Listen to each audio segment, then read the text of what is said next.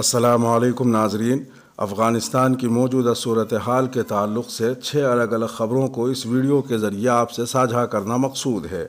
ان خبروں کے صرف اہم حصے آپ سے بیان کیے جائیں گے تاکہ ویڈیو بھی 6 منٹ سے بڑی نہ ہو جائے کہ آپ کا وقت قیمتی ہے۔ کیلنڈر پر آج تاریخ ہے 28 جولائی۔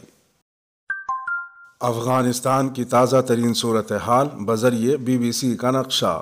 افغانستان میں تیزی سے پیش قدمی کرتے ہوئے طالبان نے گزشتہ 2 ماہ میں جتنے علاقوں پر قبضہ کر لیا ہے، اتنا وہ سن 2001 میں اقتدار سے علیحدہ کیے جانے کے بعد سے کبھی نہیں کر سکے تھے۔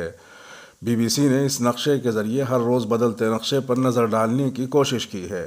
BBC کی افغان سروس کی طرف سے اکٹھی کی گئی تفصیلات کے مطابق طالبان نے ملک بھر میں اپنی پوزیشن مستحکم کر لی ہے، جن میں ملک کے شمالی، شمال مشرقی اور وسطی صوبے غزنی اور میدان وردک شامل ہیں۔ طالبان اب ملک کے بڑے شہروں قندوز، ہیرات، قندھار اور لشکرگاہ کی طرف بڑھ رہے ہیں۔ جن اضلاع میں طالبان نے قبضہ کر لیا، اس کا مطلب یہ ہے کہ انہوں نے ضلعی انتظامی مراکز، پولیس کے ضلعی ہیڈ کوارٹر اور دیگر ضلعی اداروں کی عمارتوں سے سرکاری اہلکاروں اور سیکیورٹی فورسز کو بے دخل کر دیا ہے۔ پاک افغان تجارتی سرگرمیاں بحال۔ پاکستان نے افغانستان سے متصل اہم سرحدی گزرگاہ چمن اسپین بولدک کے ذریعے 2 طرفہ تجارتی سرگرمیاں بحال کر دی ہیں۔ یہ تجارت افغانستان کی جانب سے اب طالبان کے زیر انتظام چلائی جا رہی ہے۔ تاجروں نے سرحدی تجارت کی بندش ختم کرنے کے فیصلے کا خیر مقدم کیا ہے۔ چمن اسپین بولدک سے تجارت کی اجازت ملنے کے بعد سوموار کو درجنوں ٹرک پاکستان سے افغانستان میں داخل ہوئے۔ چمن کے مقامی صحافی اختر گل نے وائس آف امریکہ کو بتایا کہ پاکستانی حکام کی گزشتہ ہفتے طالبان کے ساتھ ہونے والی فلیگ میٹنگ میں 2 طرفہ اور ٹرانزٹ ٹریڈ کی بحالی پر اتفاق ہوا تھا۔ سرحد پر موجود مال بردار ٹرکوں، کنٹینرز کی طویل قطاروں اور تاجروں کے نقصان کو دیکھتے ہوئے دونوں جانب سے تجارت کی بحالی کا فیصلہ کیا گیا۔ وہ کہتے ہیں کہ پاکستانی حکام کے لیے یہ فیصلہ مشکل تھا کیونکہ طالبان کے قبضے کے بعد کسٹم کا باقاعدہ نظام نہیں چل رہا اور سوموار کو تجارت کی بحالی پر ہاتھ سے لکھی گئی رسیدوں پر انحصار کرنا پڑا۔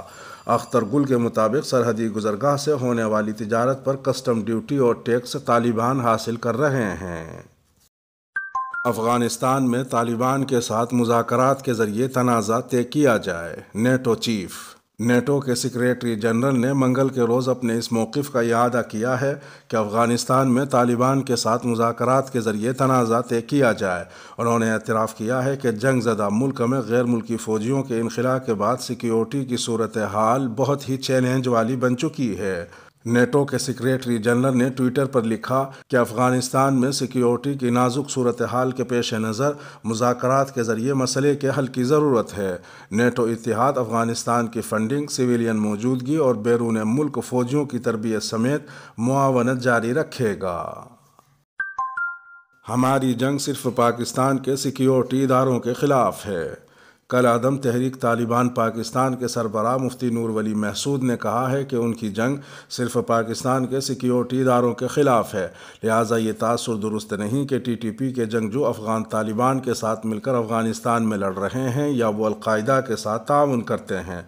امریکی نشریاتی ادارے CNN کی جانب سے بھجوائے گئے سوال نامے کے نامعلوم مقام سے دیے گئے جوابات میں نور ولی محسود نے دعویٰ کیا کہ افغان طالبان کی افغانستان میں کامیابیاں پوری امت مسلمہ کی کامیابی ہے۔ ان کا کہنا تھا کہ ہمارے افغان طالبان کے ساتھ تعلقات بھائی چارے، ہمدردی اور اسلامی اصولوں کے تحت ہیں۔ ان کا کہنا تھا کہ ہماری لڑائی صرف پاکستان اور اس کی فوج کے ساتھ ہے اور ہمیں یقین ہے کہ بہت جلد ہم پاکستانی قبائلی اضلاع کا کنٹرول سنبھال لیں گے اور انہیں خود مختار بنائیں گے۔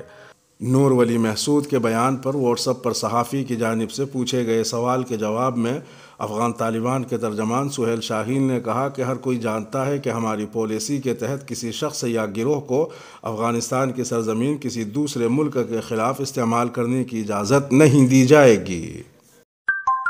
افغان فوج کی مدد کے لیے اربوں ڈالر کے وعدے۔ امریکہ اور نیٹو نے سن 2024 تک افغانستان کی فوج اور سیکیورٹی فورسز کے لیے ہر سال 4 ارب ڈالر کی مالی مدد دینے کا وعدہ کیا ہے تاکہ وہ طالبان کی پیش قدمی روکنے کی اپنی کوششیں جاری رکھ سکیں۔ ایسوسی ایٹڈ پریس کی ایک رپورٹ میں بتایا گیا ہے کہ امریکہ گزشتہ 20 سال کے عرصے میں افغانستان میں فوج تیار کرنے، اس کی تربیت اور ساز و سامان کی فراہمی پر تقریباً 89 ارب ڈالر صرف کر چکا ہے، لیکن امریکی حکومت کے ایک نگراں ادارے کا کہنا ہے کہ افغانستان میں خرچ کیے جانے والے فنڈز کی نگرانی کا عمل کمزور ہے اور لاکھوں ڈالرز کا غلط استعمال ہوتا ہے اور وہ کرپشن کی نظر ہو جاتے ہیں۔ ماہرین کا کہنا ہے کہ 31 اگست کے بعد جب تمام غیر ملکی فورسز افغانستان سے نکل جائیں گی، اس ملک کی سیکیورٹی کے لیے دیے جانے والی فنڈز کی نگرانی عملی طور پر ناممکن ہو جائے گی۔ اور یہ آخری خبر کسی نیوز پورٹل سے نہیں بلکہ سوشل میڈیا سے۔